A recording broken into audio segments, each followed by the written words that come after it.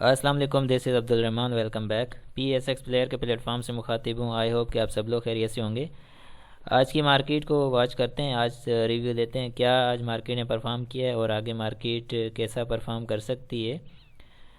सबसे पहले तो एक ही चीज़ कहूँगा कि हमें ये ज़रूर याद रहना चाहिए कि हम मार्केट का जो इस वक्त है वो बेरिश जोन है। हम मार्केट के इस वक्त बेरिश जोन के अंदर सवार हैं, ठीक है। और यहाँ पर ज़्यादा उम्मीदें लगाई नहीं जा सकती। हमने कुछ सपोर्ट एंड रेजिस्टेंस तय किए थे, जैसे कि हमने ये बात की थी कि मार्केट इस जगह की सपोर्ट जो है ना वो ले सकती है, और मार्केट ने ज़्यादा तकरीबन इसी सपोर्ट को अपना जो है मेंटेन रखा और उसके बाद ऊपर आ गई। बेरिश जोन की पावर का अंदाज़ा कैसे लगाया जा सकता है? आपको किस तरह से अंदाज़ा होगा कि मार्केट इस वक्त बेरिश जोन में अभी तक कंटिन्यू कर रही है, और बेरिश जोन की पावर क्या होती है? अगर आपको अभी तक अंदाज़ा नहीं है तो मैं आपको समझा सकता हूँ कि बेरिश जोन की पावर क्या होती है और वो कैसे ज़ाहिर होती है। देखें, एक चीज़ तो ये होती है कि ज़ाहरी तौर पर किसी चीज़ को ख़त्म करते जाना, ठीक है। ज़ाहरी तौर पर वो तो नज़र आता है कि मार्केट रेड कैंडल्स बना रही होती है, तो एक चीज़ का पता चलता है कि मार्केट के अंदर स्टॉक्स जो हैं वो टूट रहे हैं, ख़त्म हो रहे हैं। लेकिन जो चीज़ अंदरूनी तौर पर यानी कि इनडायरेक्टली मार्केट जब हिट कर रही होती है, प्लेयर्स छोटे मोटे जो इंट्राडे करने वाले होंगे या जो स्कैल्पिंग या ट्रेडिंग करने वाले, या फिर वो लोग जो इन्वेस्टमेंट करते हैं short term, long term, medium term, कोई भी इन्वेस्टमेंट करते हैं, उनको किस तरह से यानी कि मार्केट के अंदर उनको किस तरह से डिफीट किया जाता है और उनको किस तरह से मार्केट के अंदर जो है मैनेज किया जाता है बाय मैनिपुलेटर्स, ठीक है। वो आपको मैं उसका एक नज़ारा करवाऊंगा और आपको ये मैं रियलाइज़ करवाऊंगा कि आप वाकई बेरिश जोन में बैठे हुए हैं, बेरिश जोन में आप काम कर रहे हैं मार्केट के अंदर, और इसका अंदाज़ा आप कैसे लगा सकते हैं। अब आप मुझे ये बताइए कि मार्केट की क्लोजिंग क्या है। आपके सामने है क्लोजिंग, जहाँ से मार्केट ओपन हुई उसी जगह आकर क्लोजिंग होगी। इट मीन्स कि मार्केट ने ये बना दिया डोजी कि क्लोजिंग और ओपनिंग जो है एक ही जगह हो गई, ठीक है। मार्केट नीचे आई, नीचे आने के बाद सपोर्ट लिया, ऊपर चली गई। इट मीन्स के मार्केट जहाँ ओपन हुई उधर ही क्लोज होगी। इसका मतलब मार्केट ने अभी तक कुछ नहीं किया। जहाँ स्टॉक नीचे गए वापस ऊपर आकर उसी जगह आ जाने चाहिए। लेकिन बेरिश जोन है, कैसे पता चले? अभी मैं दिखा देता हूँ आपको। चाहे ये आपको जो थोड़ा सा मैं वो कहते हैं ना कि डेमो देना, मैं आपको डेमो दे रहा हूँ, ट्रायल दे रहा हूँ कि बेरिश जोन क्या है। सबसे पहले चलते हैं रिफाइनरी सेक्टर में, मैं NRL उठा लेता हूँ, ठीक है। ये देखें, NRL ने जो इसकी कल की क्लोजिंग थी, ठीक है, इसकी कल की क्लोजिंग थी, इसका लो लगा था 263.67, ठीक है। आज की क्लोजिंग आई है 247। इट मीन्स कि तीन छः यानी कि 16 रुपये तोड़े इसने। कितने तोड़े? 16 रुपये इसने तोड़े। इंडेक्स की क्लोजिंग जहां ओपनिंग थी वहीं क्लोजिंग हुई। ATRL को उठा लेते हैं। ATRL ने देखें कितना तोड़ा है। कल की इसकी क्लोजिंग जो थी वो थी 136.16 पर, आज की क्लोजिंग 127 है। इसका मतलब 9 रुपये इसने भी तोड़ दिए। उसके बाद हम चलते हैं लकी पर। लकी सीमेंट उठा लेते हैं, सीमेंट सेक्टर की तरफ आ गए। इसकी कल की क्लोजिंग थी 674.56 पर, और आज की इसकी क्लोजिंग है 647, यानी कि 3 या 4 वो 7 और 50, 60, 70 यानी कि 27 रुपये तोड़ चुका है, ठीक है। ये है बेरिश जोन कि आपको पता ही नहीं चलेगा, आपको इनडायरेक्टली ये डिफीट कर रहा है, आपको ख़त्म करता हुआ जा रहा है, ठीक है। इंडेक्स, अगर मैं क्यों कहता हूँ आपको कि इंडेक्स हमारे सामने कोई वैल्यू नहीं रखता है, इंडेक्स की वैल्यू हमारे सामने कुछ भी नहीं है।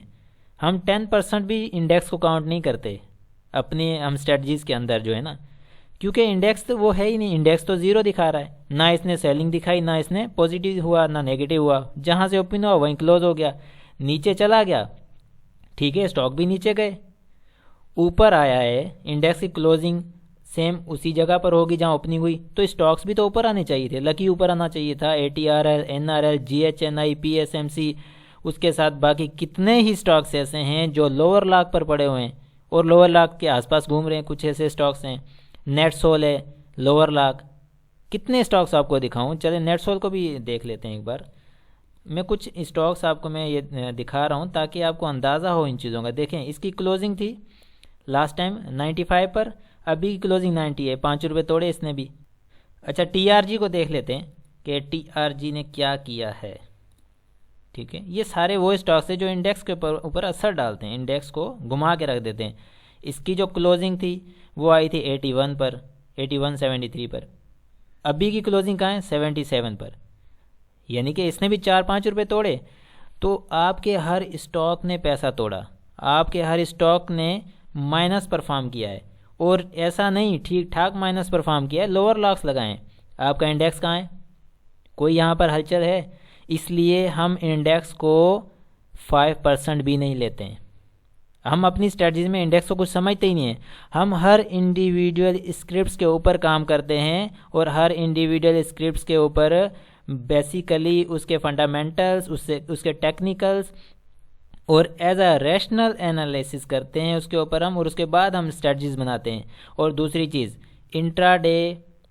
इंट्राडे बिल्कुल ख़तरनाक चीज़ है, इसमें नहीं जाना चाहिए। ठीक है। और बोर्ड फ्लक्चुएशन, इंट्राडे का मतलब होता है बोर्ड फ्लक्चुएशन, कि आपने देखा मार्केट ठीक है प्लस से, आपने एंट्री कर ली। और हम इस चीज़ के ख़िलाफ़ हैं। ठीक है, हम इस चीज़ को नहीं मानते, लेकिन बोर्ड फ्लक्चुएशन पर बाइंग बनाई जाती है और खूब बनाई जाती है और उसी के अंदर ही स्टक हुआ जाता है। ठीक है, उसके अलावा कोई इंसान ऐसे फंसता नहीं है मार्केट में। जाहिर सी बात है, उसको अट्रैक्ट किया जाता है, आपको, हमको, सबको अट्रैक्ट किया जाता है, अट्रैक्टिव बाइंग करवाई जाती है, बोर्ड फ्लक्चुएशन पर चिपकाया जाता है हमें, और उसके बाद माल हमारे जो है जेबों में डाला जाता है और फिर जेबें काट ली जाती हैं ऐसे तरीके के साथ कि पता ही नहीं चलता है, और फिर हम ढूंढते रहते हैं हमारा माल कहाँ चला गया।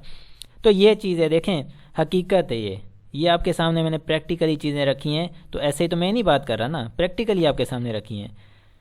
अब अगर सपोर्ट एंड रेजिस्टेंस की बात करते हैं, सपोर्ट यही रहेगी आज की, जो इसकी आज की सपोर्ट थी, इसी को सपोर्ट माना जाएगा।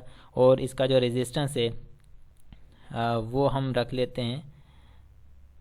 आगे नेक्स्ट स्ट्रेटजी की बात कर रहा हूँ, जो इसमें ज़्यादातर इंट्राडे वगैरह के भी काम करते हैं, क्योंकि लोग काम करते हैं, वो नहीं रुक सकते, उनको सुकून और चैन आता ही नहीं है जब तक वो इंट्राडे ना करें।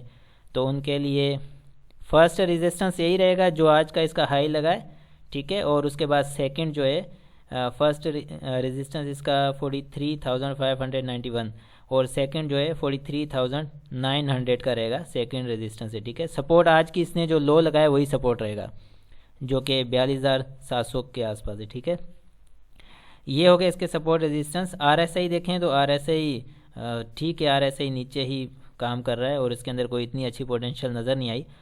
वॉल्यूम सेलिंग साइड से अच्छा वॉल्यूम लगा हुआ है वैसे, इसका तकरीबन 139 मिलियंस का वॉल्यूम है और सेलिंग साइड से वो भी। ठीक है, क्योंकि वजह यह है कि सारे स्टॉक्स नीचे आए तो जाहिर सी बात है मार पड़ी है स्टॉक्स को, सेलिंग हुई है तभी नीचे आए, और बड़े तरीके के साथ स्टॉक्स को नीचे लाया गया। जो लोग अच्छा, यहाँ पर एक चीज़ का तो वाज़े पता चल जाता है कि जो लोग यानी कि इंडेक्स को देखकर बाय सेल करते हैं उनका क्या बना होगा, उनकी स्ट्रेटजी कहाँ चली जाती हैं। ठीक है, और वो किस बेस पर काम करते हैं। फिर अगर वो इंडेक्स को देखकर यानी कि काम करते हैं, सेलिंग और बाइंग करते हैं, तो आज के स्टॉक्स तो नीचे पड़े हुए, इंडेक्स आपका वही ज़ीरो पर आ गया, जहाँ से ओपनिंग हुई वहीं क्लोजिंग होगी, कोई फ़र्क नहीं है। कोई 2-4 पॉइंट का होगा तो होगा, लेकिन देख सकते हैं आप डोजी बनाया है और उसी जगह क्लोजिंग। ये है फ़र्क, ये असल में है बेरिश जोन की पावर है ये। स्पेल्स सबसे मेन पॉइंट जो मार्केट के अंदर वो है साइकिल है, साइकिल के बाद जोन है, जोन काउंट किया जाता है, जोन है हमारा बेरिश, उसके बाद स्पेल काउंट किया जाता है। क्या स्पेल की वो लेंथ है इतनी जो कि बनती है? अगर वो नहीं, अगर वो स्पेल की इतनी लेंथ अभी तक कंप्लीट नहीं हुई है तो मार्केट नीचे जाएगी, डेफिनेटली जाएगी। अगर वो स्पेल कंप्लीट हो चुका है तो अपवर्ड स्पेल बनेगा, बनने के बाद दोबारा नीचे मार्केट चली जाएगी। जब तक बेरिश जोन कंप्लीट नहीं होता है ये कहानी ऐसी चलती रहेगी। तो ये आपको अंडरस्टैंड करना चाहिए। और यहाँ पर एक चीज़ मैं आपको क्लियर कर दूँ, यहाँ पर कोई भी टिप वगैरह नहीं दी जाएगी, ना ही कोई बाय सेल कॉल दी जाएगी। ठीक है, ना ही बोर्ड फ्लक्चुएशन पर आपको चिपकाया जाएगा, बल्कि कोई बाइंग सेलिंग नहीं करवाई जाएगी। मेरा कहने का मकसद ये है कि यहाँ पर जब बाय सेल कॉल दी जाती है या आपको कोई ज़ीरो लेवल्स बताए जाते हैं स्टॉक्स के, तो स्ट्रेटजी तबाह हो जाती है, ख़राब हो जाती है। ना तो हमारे काम की रहती है ना आपके काम की। हमारे जो वैल्यू एडिड जो मेंबर्स हैं, सबसे पहले हमें उनको सिक्योर करना है, वो हमारा फ़र्ज़ बनता है। और उनकी जो सबसे रिस्क मैनेजमेंट सबसे ज़रूरी है, उसके बाद बाकी चीज़ें आ जाती हैं। और अल्हम्दुलिल्लाह बड़े सुकून के साथ सब काम कर रहे हैं हम लोग, और ऐसे ही करते रहेंगे, क्योंकि हमें तो एक चीज़ का आइडिया है कि मार्केट क्या कर रही है। लेकिन अगर जो बोर्ड फ्लक्चुएशन पर काम करते हैं उनको ज़रूर धोखा मिलता है, और यही मार्केट का असूल है। ठीक है, अब मैं चलता हूँ, कुछ चीज़ें हैं वो मैं आपके साथ शेयर करता हूँ, जो डेली बेसिस पर मैं रिपोर्ट आपके साथ शेयर करता रहता हूँ, उसकी तरफ चलते हैं। यहाँ पर जो इसकी मैं बात करूं, जो कि डेली आपके साथ मैं शेयर करता हूं, ये मैं इसलिए करता हूं ताकि आपके माइंड में रहे ये चीज़ें कि मार्केट असल में है क्या। फंडामेंटल कितने काउंट्स होते हैं, 10%। टेक्निकल इंडिकेटर्स कितने काउंट होते हैं, 10%। जो मेन जो मार्केट की जो बेस है, मार्केट का जो एवरीथिंग है, वो साइकिल है। सबसे पहले मेगा साइकिल है, फिर साइकिल, जोन, स्पेल, ये 80% इनको काउंट किया जाता है। तो मार्केट तो आ गई फिर सारी इन्हीं के ऊपर। 20% वो, 80% ये। इट मीन्स कि आप इन चीज़ों के बगैर नहीं चल सकते फिर। This is the market. ठीक है, this is the psychology of market. इस चीज़ को समझने की कोशिश करें। और इसके बाद अच्छा, एक अनाउंसमेंट है आपके लिए बहुत ज़रूरी है, उसके बाद मैं आपको शीट्स दिखाता हूँ, उसके अंदर हम स्टॉक्स को एनालाइज करते हैं। ठीक है, यहाँ पर देखिए स्पेशल वैल्यू एडिशन है जो कल सैटरडे वाले दिन आ रहा है, 4 दिसंबर को। इंशाल्लाह क्वालिटेटिव एंड क्वालिटेटिव उसके अंदर जो है ना चीज़ें आपके साथ डिस्कस की जाएंगी। Outstanding shares, free float percentage आपके साथ डिस्कस किए जाएंगे। डिवाइसिव क्लस्टरिंग, डेटा साइंस पर बात होगी। ठीक है, बाकी ये नेक्स्ट यानी कि वीक के लिए। अब आ जाते हैं हम अपने उन रिपोर्ट्स की तरफ। अच्छा, ये मेरे सामने डेटा कंपैरिजन रिपोर्ट आ चुकी है। ये इंडेक्स है सबसे ऊपर, उसके नीचे जो लकी, डीजीकेसी, ये सीमेंट सेक्टर है पूरा। अब इसने जो गेन हाई, यानी कि आज के दिन जो इसने कोई भी अपने प्रीवियस हाई के ऊपर का हाई नहीं लगाया, किसी भी स्टॉक में यहाँ पर नहीं लगाया।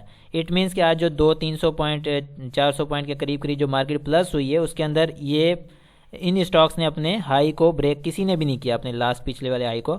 उसी के साथ लेस हाई, यानी कि इन्होंने अपने लेस हाई यानी कि अपने हाई से नीचे नीचे ही परफॉर्म किया है। ये सारे देख लें, सब ने ऐसे ही काम किया है, किसी ने भी अपने हाई को ब्रेक नहीं किया, नीचे ही परफॉर्म किया है।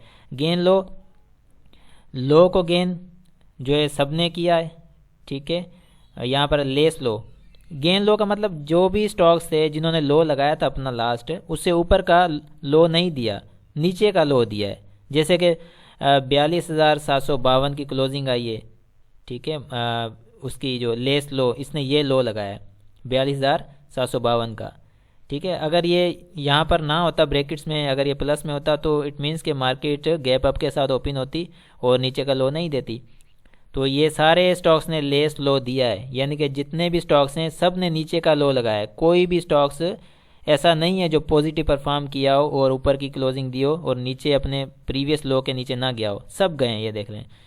इसी तरह से गेन क्लोज, किसी ने गेन क्लोज नहीं दिया, सब स्टॉक्स ने लेस क्लोज दिया, यानी कि सब ने नेगेटिव क्लोजिंग दी है इन स्टॉक्स में, ये सारे सीमेंट सेक्टर में से। और वॉल्यूम्स जो है ये ठट्ठा सीमेंट में बढ़ा है, आज इंक्रीज़ हुआ है, और फ्लाइंग सीमेंट में इंक्रीज़ हुआ है, GWLC में भी इंक्रीज़ हुआ है, बाकी इन सब में डिक्रीज़ हुआ है वॉल्यूम। ठीक है, इंडेक्स में भी वॉल्यूम डिक्रीज़ हुआ है, लकी में भी, DGKC में, सब में। इसी तरह से बाकी भी आप नीचे स्टॉक्स देख सकते हैं। मैं इसको स्क्रॉल डाउन कर देता हूँ। ये इंजीनियरिंग सेक्टर है, नीचे ऑटो सेक्टर है, फूड है, pharma, technology sector, energy, banks, last में मिसलेनियस। ठीक है, अब ये इस रिपोर्ट में आपने देख लिया कितने स्टॉक्स हैं जिन्होंने अपने हाई लगाए होंगे, किसी ने भी नहीं लगाया। यहाँ पर तो मुझे तो फ़िलहाल नज़र नहीं आ रहे, बाकी आप खुद भी इसको चेक कर सकते हैं। सेकंड रिपोर्ट में हम देखते हैं कि इसमें क्या नज़र आ रहा है। इसमें काफ़ी जो है इंटरेस्टिंग चीज़ें आज नज़र आएंगी, क्योंकि डेली बेसिस पर मार्केट जब नेगेटिव जा रही है तो ज़्यादा चीज़ें हमें यहाँ पर नज़र आएंगी। जैसे कि DGKC है, कल हमने देखा था इसने एक दिन 2 दिन से जो है ना अपना हाई जो है वो नेगेटिव दे रहा है। पहले कल जो हमने देखा था वो 1 दिन से था, अब 2 दिन यानी कि एक दिन और इंक्रीज़ हो गया। आज भी मार्केट ने नेगेटिव परफॉर्म किया तो इसने हाई दूसरे दिन भी नेगेटिव दिया है। लो जो है वो भी नेगेटिव ही दिया है, यानी कि जो इसने पहले का लो लगाया था उससे भी नीचे का लो दे दिया। दूसरा दिन है आज इसका, क्लोजिंग भी दूसरे दिन इसकी नेगेटिव आई है। वॉल्यूम जो है इसका एक दिन से नेगेटिव आया, पहले इसका पॉजिटिव रहा है, आज के दिन इसका नेगेटिव रहा है वॉल्यूम, ठीक है। मैपल लीफ भी इसी तरह से यही पोजीशन है इसकी भी सेम।